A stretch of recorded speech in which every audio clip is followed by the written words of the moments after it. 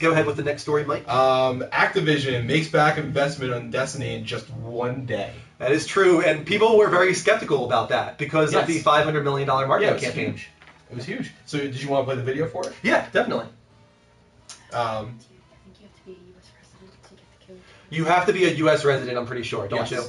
Yeah. Probably check to make sure.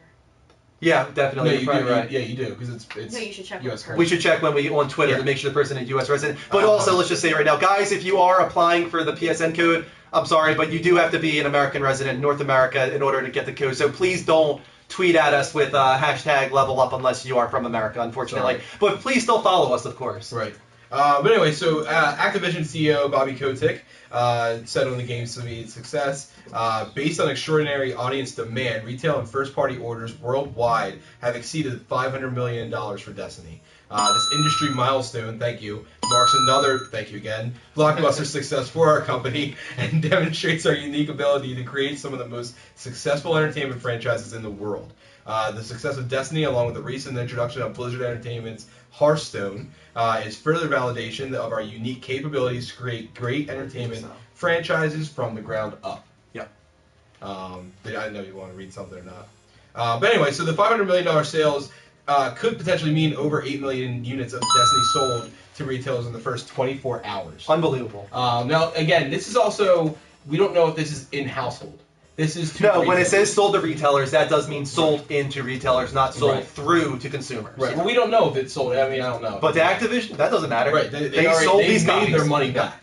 So anyway, but the CEO of Activision published continued. Sorry. No, keep going. Sorry, I'll ask you a question. He said, "Destiny is officially the biggest new franchise launch in our industry's history. It's also the highest-selling day one digital console release in history. We have more confidence than ever that Destiny will become one of the iconic franchises of this generation and Activision's next billion-dollar brand. Most importantly, it's just a great game which we can't stop playing. A big thanks to our incredibly talented team and partners who helped make this happen, and most importantly, our partners at Bungie." Yeah, I mean, got to give it to like a Bobby Kotick. This is nuts. The guy knows what he's doing. I mean, they've got two blockbuster franchises now. They got Call of Duty and Destiny, both making probably 20+ million sales in the end. Plus, they have Blizzard Entertainment. You have World of Warcraft. You have Diablo did pretty well. This Hearthstone game is doing really, really well. They know what they're doing. They know what the audience wants, and they know how to market it. Exactly. So good on them. You know, a lot of people can hate on them all they want, but obviously they are doing something right when it comes to sales. You know, maybe not reviews necessarily. Like we talked about, Destiny didn't quite review as well as some people maybe were expecting, but expectations were really, really high. And there's something else to be said about that too. We'll get to that later, of course. Yeah. But Mark, real quick, we've gotten so many Twitch hearts. Could you try to read off a few of those? Oh my god, it's gonna take a little while. Alright, so we've got Brenton Nip, 11, Nevermore 4, Pokemon Pixie, Julie Pop, Braden Names, Gaming Nation, Laughing Man, XP is Fake, Cookie Bow 1.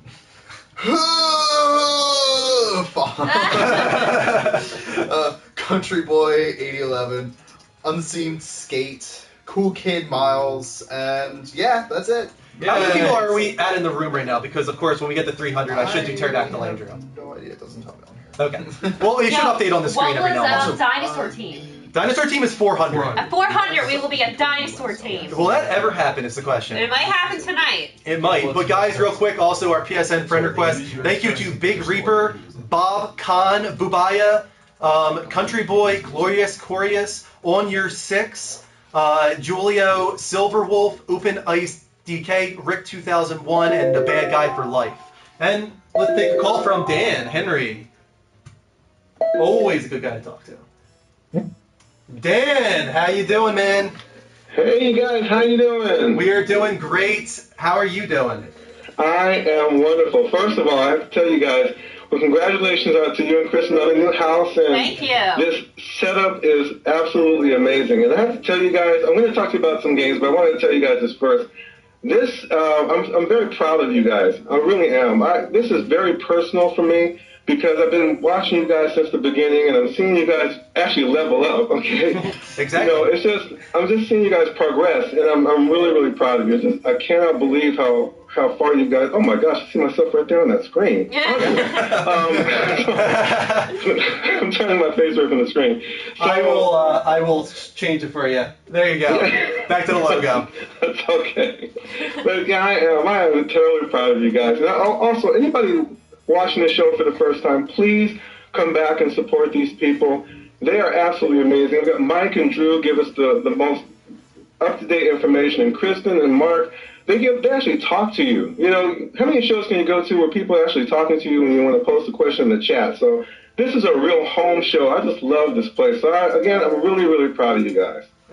Well, Dan, we really Dan. appreciate that, and it kind of hits us a little emotionally, I think, because we've come so far with the show. You're right, and it started off, as I said, with Mike and I just sitting in the middle of a room holding up a sign. Literally, Bogey like Show. printed on a piece of 8.5 by 11 paper saying the Bogey Show, and now this is where it's gone. So it's unbelievable, and you've been with us for such a long time, so we really appreciate that, Dan.